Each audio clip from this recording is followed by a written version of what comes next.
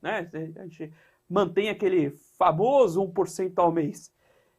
No cenário desse, faz sentido ir para crédito privado? O spread paga o risco adicional ou eu não deveria estar ali só emprestando dinheiro para o governo mesmo? Bom, acho que indo direto à resposta, eu acho que realmente está num momento muito oportuno para investir em crédito privado e eu vou explicar por quê. Tá? Mas não foi sempre assim. Tá? Acho que a gente viveu um ano de 2022 que teve aqui uma simetria grande, mas só para embasar um pouquinho mais a minha resposta, eu vou voltar um pouquinho para contar o histórico do que aconteceu desde o período da pandemia no mercado de crédito. Tá? Então a gente veio de um período pré-pandemia com os spreads bastante apertados, tá? E durante a pandemia, logicamente, né, por toda a incerteza que o evento teve aí para o cenário macroeconômico, a gente teve realmente uma deterioração muito forte dos spreads de crédito, eles chegaram a abrir 450 bips mais ou menos, tá? E logicamente isso veio acompanhado de um fluxo de resgate também que foi muito forte, né? E aí isso também, né, ensejou alguns movimentos dos bancos centrais, né, que começaram com estímulos fiscais, estímulos monetários, né? O Banco Central brasileiro, por exemplo, cortou os juros até 2%, e aí, logicamente, nesse cenário, né, a gente fica ali com uma classe de ativo que realmente está com um rendimento muito ruim, especialmente por conta da abertura dos spreads, né? Mas aí, né, conforme o passar do tempo, eu acho que a situação foi ficando mais clara, né? Todos esses estímulos começaram a fazer efeito, a gente teve ali as vacinas, né, saindo, a população sendo vacinada, o cenário ficou um pouco mais claro e o fluxo começou a voltar para esses fundos, né? E a gente teve os spreads acompanhando, né, exibindo um fechamento, conforme a gente via fundamentos melhorando e o fluxo técnico também ajudando aqui na história dos spreads de crédito. Tá? Então a gente passou, né, a partir de então a gente teve ali, mais ou menos no segundo trimestre de 2021, a gente começou com um ciclo de alta de juros por parte do Banco Central aqui no Brasil.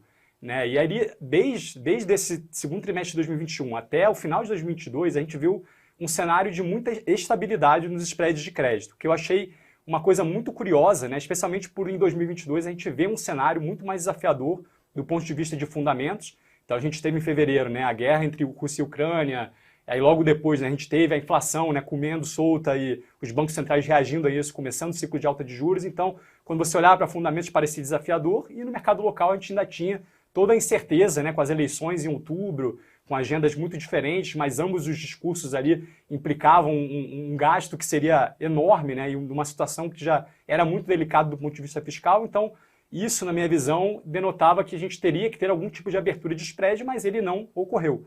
Tá? Eu acho que aí teve um fator técnico que jogou contra, né, e aí tem que entender por que ele aconteceu. Né?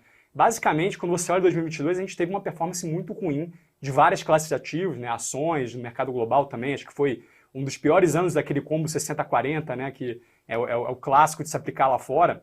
Então, quando você olha para o mercado de crédito, parecia uma alternativa que, no relativo, parecia muito boa.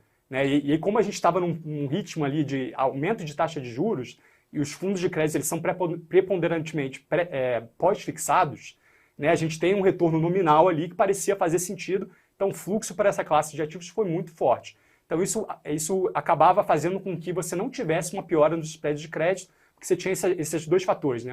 O fundamento indo muito pior, mas o fluxo, né, o técnico favorecendo muito o fechamento de spread.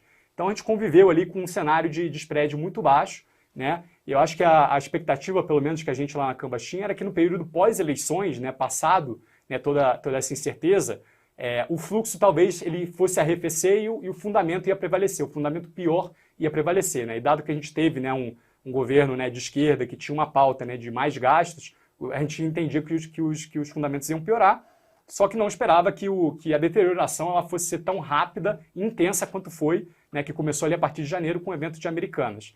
Acho que os motivos pelos quais, né, o mercado se deteriorou acabou não sendo exatamente, né, fundamentos de crédito, foi uma fraude que ligou o processo, mas quando esse evento acontece, né, você entra num círculo vicioso, né, em que os spreads de crédito eles abrem, isso acaba afetando a performance dos fundos, então o investidor ele corre para sacar o investimento, e isso faz com que o gestor dos fundos de crédito ele tenha que gerar liquidez, então ele tem que achar papel para vender, vende ativo a preço muito fora do que seria, né, o justo para aquele risco de crédito, e isso afeta a performance, então você percebe que esse ciclo vai se retroalimentando. Mas são nesses momentos que surgem as oportunidades. Né? Então, a gente vê que a gente está num momento em que empresas high grade, né, de muito boa qualidade, estão sendo negociados a spreads que realmente não parecem refletir o risco de crédito. Não por isso que eu acho que nesse momento parece um momento muito oportuno para investir na classe de ativo.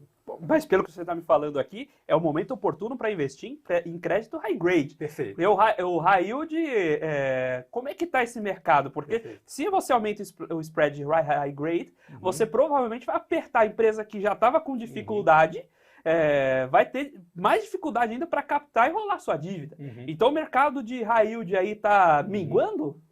Olha, é um momento muito desafiador para o mercado de high yield, com certeza, né? Acho que, dado que até as empresas de high grade estão tendo alguma dificuldade, né, para ter bancabilidade, para rolar dívidas, então o mercado de high yield realmente fica muito em xeque. Então, me parece um momento delicado para high yield, mas hoje você tem alternativas de fazer com que o crédito high yield esteja bem amarrado, colocando um bom pacote de garantias. Então, você tem, por exemplo, cessão fiduciária de contratos fortes ou algum tipo de garantia descorrelacionada ao business que o acionista daquela empresa pode dar, que ajuda ali a ter algum tipo de mercado para esse tipo de empresa que num momento como esse realmente acaba ficando com pouca oportunidade de captar recursos. Mas realmente acho que você tem formas de